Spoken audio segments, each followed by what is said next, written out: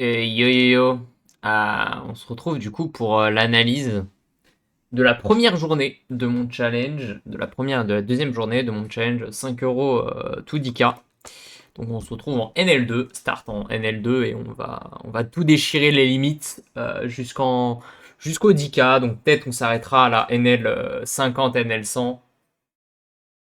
On sait pas. Donc pour faire un peu l'historique, moi j'ai joué quelques MTT. Bon, je suis pas dingo dingo, mais vraiment l'objectif c'est de monter les paliers petit à petit et de grind tout ça. Je sais pas combien de temps ça me prendra, j'espère le moins de temps possible. Mais donc on va voir les résultats de ces deux premières journées qui sont vraiment passées ultra bien.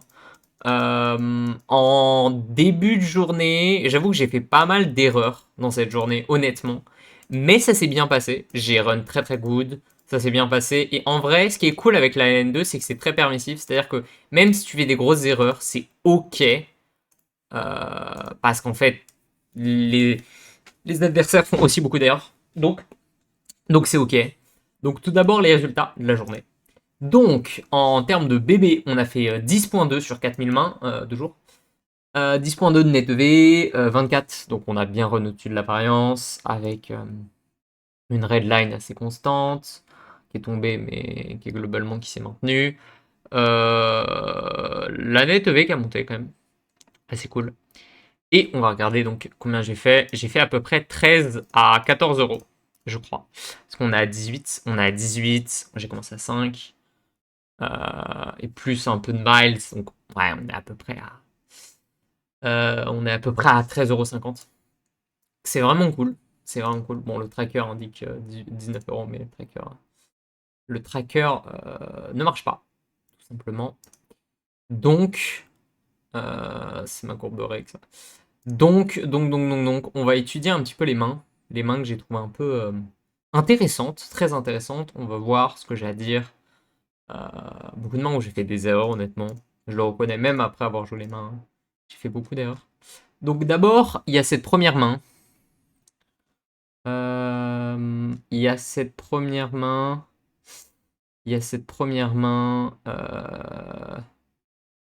Toc, toc, toc, toc, toc, toc, toc. Alors, attendez. C'est une main qui est assez tricky.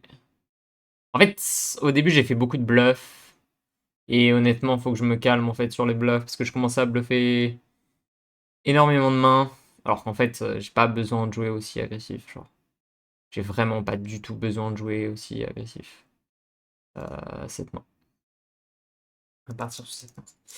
Donc je le 4x. 4x c'est un peu trop, mais maintenant je suis 3.5. En théorie c'est 3. Après, vu que le rake est payé que post-flop, j'aime bien 3.5. Bon là je 4x. Ok, le mec call. Donc quand le mec just call, on est d'accord que du coup il a pas As-3, il a pas As-Dame. As-Valet il l'a un tout petit peu. Mais je le bloque, donc il l'a vraiment très peu. Roi-Dame, il en a pas vraiment vu que je bloque. En valet, il en a un peu, mais je bloque un peu, donc compliqué. Mais il défend pas mal de ses D6 UT. Euh, ses valets, il en a un peu moins. Euh, ses A6 UT, ses A6 off, évidemment. Donc, on est parti. On est parti pour ce flop. Donc, flop 6-5-5. En termes d'avantage de range, je dirais que ça n'avantage pas vraiment nos deux range parce que, en soi, en fait, je peux très bien. En fait, je sais pas à quel point le mec comprend avec quelle partie de ma range je dois 4x. Genre. Parce que je dois 4x avec quasiment toute ma range. Mais je sais pas s'il le sait. Mais théoriquement, je pense pas que j'ai un avantage de range parce que. Enfin, si, parce que. En soi, j'ai. Je sais pas s'il doit défendre en fait As-5. Je sais que Roi 5 il doit fold. Là où moi Roi 5 je pense que je peux le prendre. C'est un peu. Je pense que c'est limite, mais je peux le prendre. Euh... Mais les trucs du style Valet 5. 10 et 5 suité, je pense qu'il le fold. Ah, je sais pas en fait. Mais 10 et 5 suité, je pense que c'est compliqué. 10 et 6. Alors que moi, je peux très bien prendre 10 et 5, 10 et 6 en pur. Suité, évidemment. Je sais pas. Honnêtement, je pense que j'ai légèrement un peu plus de 5 que lui. Mais pas sûr. Pas sûr. Pas complètement sûr avec mon 4x. Bref. Tout ça pour me dire que moi, ici, moi, mon optique, ici, je voulais faire fold des rois X. C'était ça mon optique. Donc, tout ce qui est roi 7, roi 7 suité, même roi 7 off, roi 8, roi 9, roi 10. Le truc, c'est que je vais faire fold ça, mais en réalité, est-ce que c'est une partie de range qui est suffisante? Parce que les As-X, il va pas les fold. Il va pas les fold. Passe à un 70%. Les dames X, je bloque. Les valets X, je bloque. Donc en fait, je pense que c'est bien un bluff de merde. Pourquoi c'est un bluff de merde? Parce qu'en fait, ici, ma main est trop strong pour bluff, genre. Parce que ici, on a dame valet, genre. On a deux over. Genre, ici, il faut laisser le board se développer. On n'a aucun intérêt à forcer de mettre de l'argent maintenant parce qu'on a envie que le board se développe, on a envie de toucher une dame, on a envie de toucher un valet, etc. etc. Genre, ici, on va faire fold pas grand chose de mieux, on va faire fold, allez, peut-être roi 7, roi 8, et encore, et encore. Il y a un monde où si le mec a backdoor, il peut totalement call roi 8 en fait, hein. Roi 8 de pique, il call, roi 8 de trèfle, il call, roi 7 de trèfle, il call, roi 4 de trèfle, il call.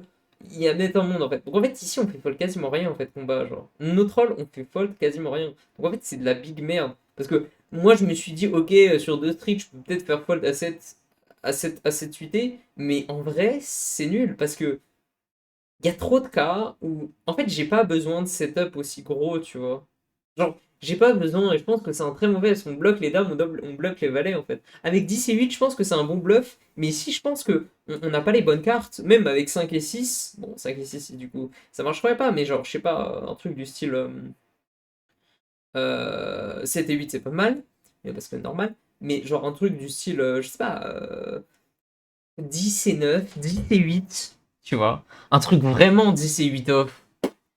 Franchement, aucune peine à balancer un 70% parce que ici on fait fold les valets, les dames et les rois X. Alors que ici avec cette main, vu qu'on bloque les dames, les valets, on fait fold que les rois 7 et on s'en backdoor. Mais bon, ça fait un combo, genre, enfin, c'est ridicule, genre, je sais pas pourquoi j'ai voulu bluff parce que même j'ai pas besoin de build un bluff. En fait, ma main est trop forte pour bluffer, tu vois. Et moi, ça c'est, je pense, un des problèmes et un des trucs qu'il faut que je fixe et que j'ai commencé à fixer, honnêtement, c'est qu'en fait, je bluffais avec genre énormément de mains qui étaient considérées comme trash. Mais en fait, t'as beaucoup de mains où elles sont suffisamment fortes pour ne pas bluffer, tu vois. Genre, t'as suffisamment d'équité pour éviter de la transformer en bluff. Genre, ici, typiquement, c'est un board qui connecte absolument pas sa range, moi non plus.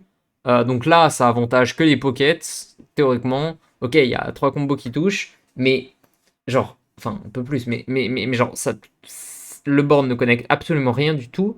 Donc en fait, ici, c'est la meilleure main préflop qui doit continuer. Donc, est-ce que tu as envie de mettre en fait de la pression avec Queen Valet?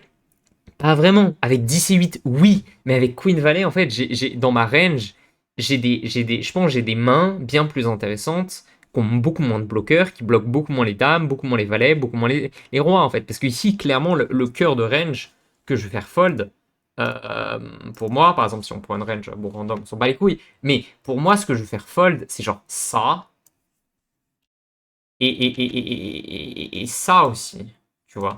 C'est ça ce que je vais faire. Sauf que je bloque les valets, je bloque les dames, donc t'as quoi? T'as ça, et encore. Le truc, c'est qu'il y a un monde où si le mec a backdoor, le mec il call en fait. Donc en fait, ici je fais fold rien du tout. Avec mon 70%, je fais fold rien du tout. Je fais peut-être fold roi de suité. Waouh, amazing! Ou roi 7 de carreau. Waouh! Waouh! Je fais folle de ça, tu vois. Mais c'est à chier, genre. C'est vraiment à chier. Et peut-être en fréquence, je fais folle des rois 8 de cœur. Mais c'est à chier, genre. Vraiment, ce call de 70% est à chier, genre. Donc bon, c'est pas grave. C'est pas grave. Donc on bet 70%. Le mec call. Ensuite, je continue bet. Parce que là, je me dis, ok, sa range, c'est quoi du coup? Sa range ici, c'est euh, roi 8 backdoor. Roi 8 jusqu'à roi 10 backdoor, je pense. Parce que je bloque. Euh, je bloque roi valet de trèfle. Euh, donc, il y a peut-être 3 valets de cœur. Je pense pas. Donc ici, il a quelques rois, mais très léger. Il a beaucoup de pocket. Mais je pense qu'avec pocket 2, pocket 3, pocket 4, le mec aurait probablement raise. Après, je sais pas en fait. Si, je pense qu'il aurait probablement raise. Je sais pas en fait. Je sais pas comment la pop joue. Donc en bref, non, je pense que cette affirmation est à prendre avec des pincettes. Donc je pense ici, il a. Bref, il a des A6, il a peut-être A7, A7 de trèfle, A7 de cœur, A8 de cœur, A8 de trèfle que je peux faire fold. Mais honnêtement, il y a tellement peu de combos que je fais fold là. Honnêtement, il y a tellement peu de combos qui fait fold. Parce que ok, je suis folle peut-être des A7, A7 de trèfle, A7 de cœur, mais honnêtement, genre, il y a tellement de combos que je suis pas fold. Genre Pocket 7, Pocket 8, Pocket 9, il y en a très peu, ok. Mais Pocket 7, Pocket 8, je fais jamais fold. Pocket 4, je fais jamais fold. Pocket 3, je fais pas fold. Pocket 2, à la limite. Pocket 2, peut-être qu'il y a un monde. Mais c'est tout, genre. Vraiment, on fait fold tellement peu de combos, no joke. Genre, on fait fold tellement peu de combos. Il a pas As-Dame, il a pas As-Roi. Peut-être il a As-Valet, mais on bloque. Donc on fait pas fold As-Valet, parce qu'on bloque. Enfin, on bloque en partie, mais As-10, du coup, As-10, il fold pas. As-10 off, il fold pas. As-9, As-9 off. As-9 off, potentiellement. As-9 off, As-8 off, peut-être que. Mais, et encore, As-8 off, je pense que ça fold après. Donc là, il y a As-9 et encore As-9. En fait, il y a trop peu de combos qu'on fait fold, en fait. Genre, il y a trop peu de combos qu'on fait fold. Donc je pense qu'ici, c'est une très mauvaise, parce qu'on fait pas fold des 6, on fait pas fold des 5. Ici, je pense que 70% est horrible. Je refais 70%, et là, là, j'abandonne. Parce que je me dis, en fait, sur l'As, je sais pas, genre, il a des 6, mais c'est tellement peu. Genre, il a quoi? Il a As-6, As-6, peut-être, mais bon, vas-y, il faut doser, genre. Mec, alors As-6, bon, il faut doser. Il y a peut-être des pics ratés, mais genre, ces deux combos. Franchement, juste je give up. Et honnêtement, j'ai bien fait. Premier bon move. Et donc, on perd ce pot. On perd ce pot. On perd ce pot. Un autre pot qui est intéressant. Il y en a plein des pots intéressants. Il y en a vraiment beaucoup. Mais un autre pot intéressant que j'aimerais vous partager. Donc ici. Ici. Cutoff. Bouton. Je suis trop bête. 3x. Complète. Et le mec donc. Ici. C'est un fold évident. Pourquoi c'est un fold évident? En fait, faut que je me dise, parce que j'ai réfléchi à ce coup et tout, et je me dis, en fait, avec quoi il a envie de faire ça? Et c'est soit avec une dame, soit avec une pocket under, genre. Soit avec genre, euh, euh, pocket 10, pocket valet, et encore pocket valet, je pense que c'est de la merde. Mais ici, il a... En fait, ici, il veut faire ça avec... En fait, soit avec un As-X de carreau. Il y a soit As-X de carreau, et encore, je pense que ça fait pas ça avec As-X de carreau. Mais en fait, ici, c'est soit Pocket 5, Pocket 6, Pocket 4, Pocket 3, Pocket 2, des trucs comme ça, en fait. Pocket 9, Pocket 8, Pocket 7. Mais, genre, il y a que ça qui fait du sens. Honnêtement, il y a que ça. Et il évalue ça pour maximiser son équité. Je pense qu'il y a que ça qui fait du sens, honnêtement. Ou une Damix. Mais on bloque pas mal de Damix. Donc je me suis dit, on bloque pas mal de Damix. Mais il y a des Damix futés qui sont intéressants. Mais donc, en fait, en réalité, ici, je pense que c'est un très très mauvais call. Honnêtement. Donc voilà. Donc vraiment, les donks, il faut se méfier. Surtout à Halloween, quoi. C'est souvent, en fait, des pockets qui ont besoin de protection. Et ici, c'était une pocket qui avait besoin de protection. Donc voilà, fin de cette première journée. Une journée honnêtement très positive. 10 bébés, c'est excellent. Je pense pas du tout que j'arriverai à refaire ça dans les prochains jours. Je pense beaucoup moins, mais on va essayer de garder un bon rythme. Et si ça avance comme ça, écoute, moi ça me plaît beaucoup et on va grind énormément. Donc pour les changements limites, on va se mettre 25 buy-in. Donc c'est-à-dire qu'on passera en NL5 quand j'aurai 25 fois la NL5.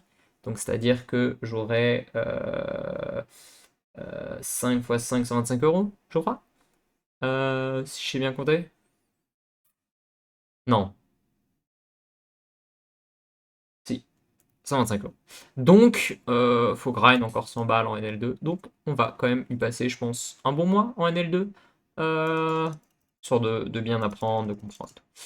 Donc, on se retrouve pour demain. L'avancée et le bilan des tables de demain. Salut à tous. On se retrouve à demain.